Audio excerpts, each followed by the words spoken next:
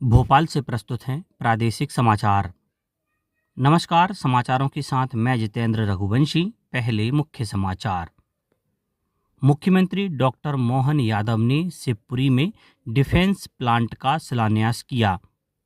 बीबी रामजी अधिनियम के तहत राज्यों के लिए 25,000 करोड़ की राशि जारी की गई। मुख्यमंत्री मोहन यादव भोपाल के सतगड़ी में स्मार्ट इंडस्ट्रियल पार्क का भूमि पूजन करेंगे और प्रदेश भर में मानसून हुआ सक्रिय, कई जिलों में भारी बारिश की संभावना। अब समाचार विस्तार से।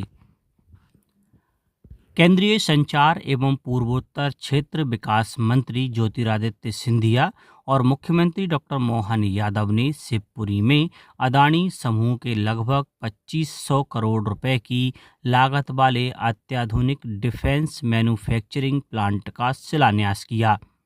यह परियोजना औद्योगिक विकास के विजन को नई गति प्रदान करेगी।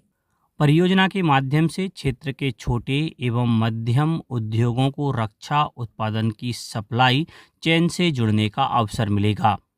कार्यक्रम में केंद्रीय संचार एवं पूर्वोत्तर क्षेत्र विकास मंत्री ज्योतिरादित्य सिंधिया ने कहा कि प्रधानमंत्री मोदी और मुख्यमंत्री मोहन यादव के नेतृत्व में यह शुभ शुरुआत हुई है। उन्होंने कहा कि विश्व के सबसे आधुनिक शस्त्र शिवपुरी में बनाए जाएंगे। प्रधानमंत्री नरेंद्र मोदी की आज से शुरू होने वाली इंडोनेशिया यात्रा दोनों देशों के बीच मौजूदा संबंधों को मजबूती प्रदान करेगी और सहयोग के नए क्षेत्रों के द्वार खोलेगी। जकार्ता में आकाशवाणी को दिए साक्षात्कार में इंडोनेशिया में भारतीय राजदूत संदीप चक्रवर्ती ने कहा कि 6 से 8 जुलाई तक प्रधानमंत्री नरेंद्र मोदी की इंडोनेशिया यात्रा के दौरान भारत और इंडोनेशिया के बीच सहयोग के कई नए क्षेत्र खुलेंगे और इन दोनों बड़े देशों के बीच संबंधों में मजबूती और आर्थिक जुड़ाव में वृद्धि स्पष्ट रूप से दिखाई देगी। केंद्रीय ग्रामीण विकास मंत्री शिवराज सिंह चौहान ने 1 जुलाई से बीबीजी रामजी अधिनियम 2025 सफलतापूर्वक लागू होने पर प्रसन्नता व्यक्त की है। श्री सिंह ने वीडियो कॉन्फ्रेंसिंग के जरिए इस मिशन के अंतर्गत राज्यों के लिए 25,000 करोड़ रुपए की मुख्य सहायता राशि जारी की। श्री चौहान ने सभी राज्यों और केंद्र शासित प्रदेशों के ग्रामीण विकास मंत्रियों के साथ बीबीजी रामजी योजनाओं के कार्यान्वयन की समीक्षा भी की। उन्होंने कहा कि आज जारी की गई पहली किस्त का उद्देश्य यह सुनिश्चित करना है कि राज्यों के पास पर्याप्त धनराशि हो ताकि मजदूरी का भुगतान 15 दिनों के भीतर किया जा सके। उन्होंने कहा कि मनरेगा को लागू होने में 3 साल से ज़्यादा का समय लगा था, जबकि विकसित भारत जी रामजी को पूरे देश में सिर्फ 1 दिन में लागू कर दिया गया। मुख्यमंत्री डॉक्टर मोहन यादव भोपाल के सतगड़ी में विकसित किए जा रहे doctor Shyama Prasad Mukherjee smart industrial park का भूमि पूजन एवं शिलान्यास करेंगे। डॉक्टर श्यामा प्रसाद मुखर्जी की जयंती पर यह कार्यक्रम होगा। कार्यक्रम में 200 से अधिक प्रमुख उद्योगपति, निवेशक और उद्योग संगठनों के प्रतिनिधि शामिल होंगे। लगभग 173 एकड़ क्षेत्र में विकसित होने वाला यह पार्क औद्योगिक गतिविधियों के विस्तार का नया आधार बनेगा। परियोजना में आधुनिक औद्योगिक अधोसंरचना, उत्कृष्ट सड़क एवं परिवहन संपर्क, आईटी एवं एआई आधारित सुविधाएं, लॉजिस्टिक्स एवं वेयर हाउसिंग कॉम्प्लेक्स तथा भविष्य की औद्योगिक आवश्यकताओं के अनुरूप स्मार्ट इंफ्रास्ट्रक्चर विकसित किया जाएगा, जिससे निवेशकों को विश्व स्तरीय औद्योगिक वातावरण उपलब्ध हो सके। मुख्य निर्वाचन आयुक्त ज्ञानेश कुमार ने कहा है कि मध्य प्रदेश ने विशेष गहन पुनरीक्षण एसआईआर एवं मतदाता सूची के परिशोधन का कार्य अत्यंत पारदर्शी, सुलभ और व्यवस्थित तरीके से संपन्न किया है। इंदौर में मुख्य निर्वाचन आयुक्त ने संवाद के दौरान कहा कि भारत की चुनावी प्रक्रिया विश्व की सबसे पारदर्शी और विश्वसनीय प्रक्रियाओं में से एक है। इसी पारदर्शिता और दक्षता के कारण भारत आज विश्व के 35 प्रमुख लोकतांत्रिक देशों के संगठन इंटरनेशनल आइडिया की अध्यक्षता कर रहा है।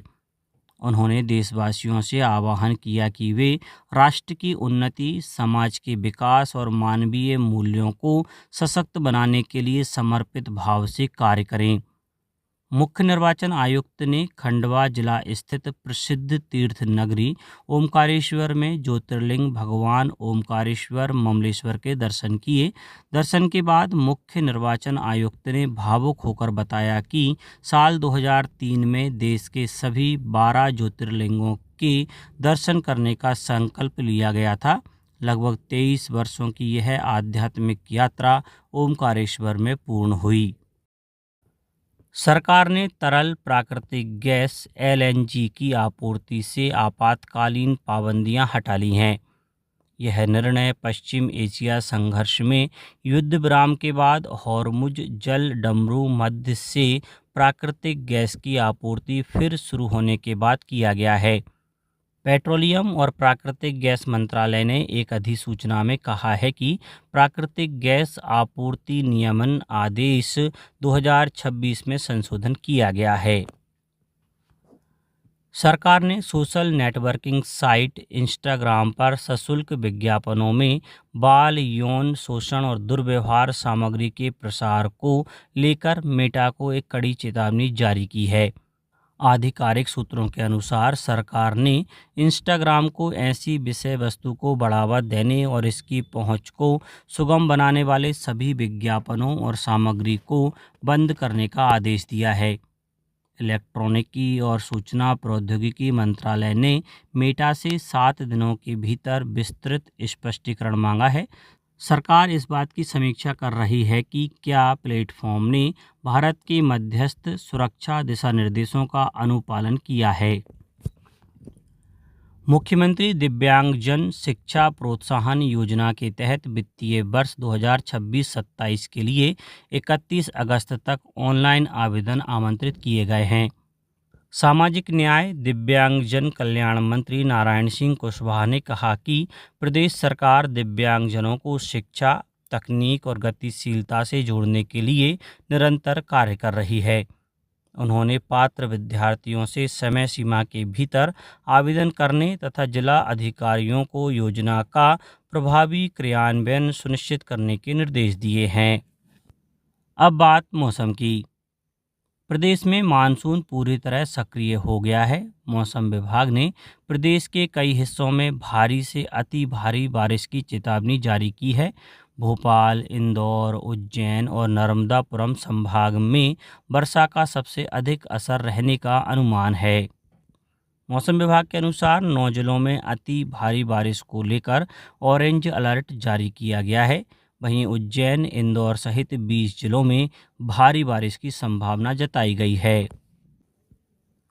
अब कुछ समाचार संक्षेप में। इंदौर शहर को पीएम ई बस सेवा योजना के अंतर्गत कुल 150 अत्याधुनिक इलेक्ट्रिक बसें उपलब्ध कराई गई हैं। इनमें से पहले चरण में 10 बसों का संचालन ट्रायल के रूप में शुरू किया गया है। धार्मिक, खेल, युवा कल्याण विभाग द्वारा मध्य प्रदेश राज्य तीरंदाजी अकादमी में प्रवेश हेतु तीरंदाजी के खिलाड़ियों का ट्रायल लिया गया। इसमें 23 खिलाड़ियों ने अपना रजिस्ट्रेशन कर प्रतिभागिता की। आगरमालवा जिला मुख्यालय स्थित सरकारी गोचर भूमि से लगभग 100 से अधिक झोपड़ियां, कच्चे मकान तथा गुमटियों को बुलडोजर के माध्यम से हटाने की कार्यवाही की गई। नर्मदापुरम जिले में नशे के खिलाफ कलेक्टर सोमेश मिश्रा ने अधिकारियों को निर्देश दिए कि जिले के सभी स्कूलों और महाविद्यालयों में विशेष नशा विरोधी जागरूकता अभियान चलाया जाए। इंदौर में जिला रोजगार कार्यालय द्वारा 1 दिवसीय युवा संगम रोजगार मेले का आयोजन किया जाएगा। मेले में प्रतिष्ठित कंपनियों द्वारा 250 से अधिक रिक्त पदों पर भर्ती की जाएगी। और जबलपुर शहर में ऑपरेशन सेफ क्लिक 2.0 के तहत सिविल लाइन थाना पुलिस ने साइबर जागरूकता कार्यक्रम आयोजित किया। अंत में मुख्य समाचार एक बार फिर। मुख्यमंत्री डॉक्टर मोहन यादव ने शिवपुरी में डिफेंस प्लांट का शिलान्यास किया। बीबी रामजी अधिनियम के तहत राज्यों के लिए 25,000 करोड़ की राशि जारी की गई। मुख्यमंत्री मोहन यादव भोपाल के सतगड़ी में स्मार्ट इंडस्ट्रियल पार्क का भूमि पूजन करेंगे और प्रदेश भर में मानसून हुआ सक्रिय, कई जिलों में भारी बारिश की संभावना। आज के इस बुलेटिन में बस इतना ही। नमस्कार।